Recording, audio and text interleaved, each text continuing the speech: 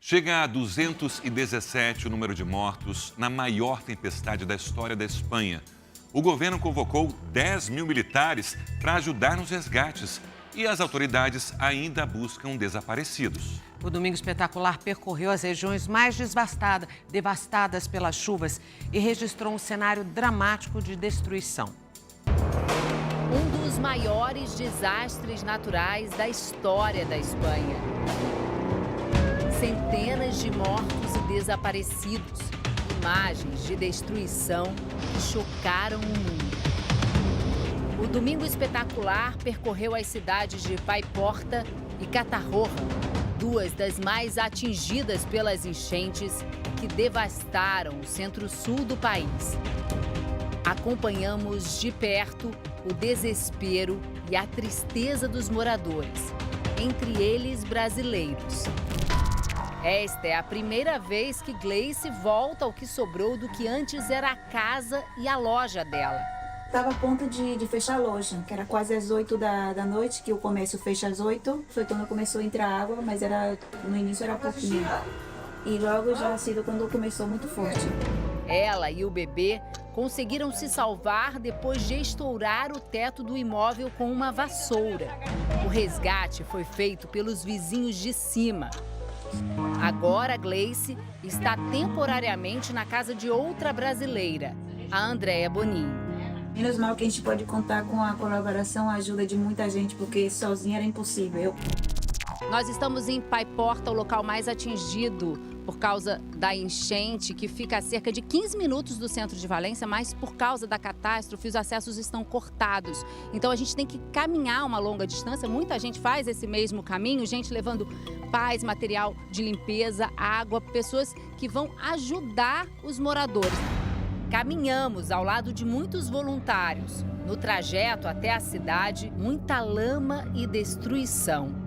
Uma cena chama a nossa atenção. Os policiais parados ao lado do homem próximo a um carro.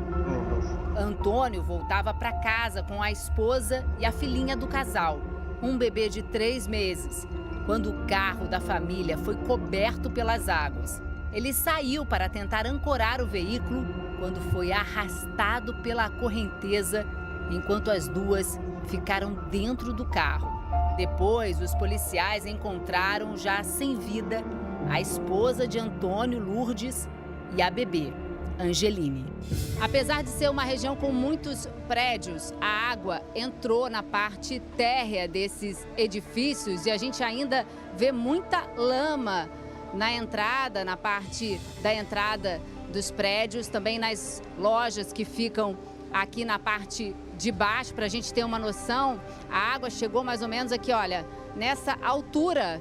Aqui, ó, eu tenho 1,68 de altura e olha só onde que a água chegou. Essa loja, por exemplo, ficou completamente destruída, muita lama. E os moradores questionam as autoridades que o alerta para o risco de enchente foi feito tarde demais, segundo eles, quando a água já tinha invadido as casas. A cerca de 6 quilômetros de Paiporta, outros brasileiros tentavam chegar em Catarroja. Aqui também a entrada de veículos estava muito difícil e o jeito foi caminhar. Para chegar, um dia é 1h40, outro dia 2 horas, outro dia 40 minutos, mas sempre andando muito. E então, a imagem que impressionou o mundo à nossa frente.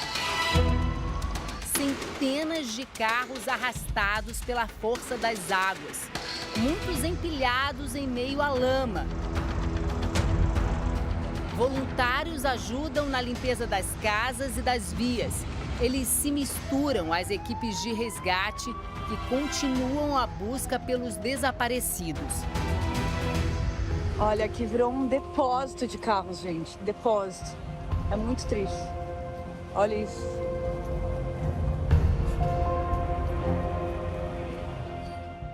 Essa escola de educação infantil foi totalmente destruída pela enchente. O Consulado do Brasil em Barcelona informou que até o momento não foram registradas mortes ou desaparecimento entre brasileiros que moram na região. Segundo meteorologistas, na última terça-feira, choveu o equivalente ao esperado para o ano inteiro. E isso num período de 8 horas. As imagens de satélite permitem comparar o antes e o depois do temporal. O volume de água equivale a 3 dias inteiros das tempestades que destruíram muitas regiões do Rio Grande do Sul no primeiro semestre deste ano. Este meteorologista explica que a tempestade na Espanha foi causada por um fenômeno chamado DANA, depressão isolada em níveis altos.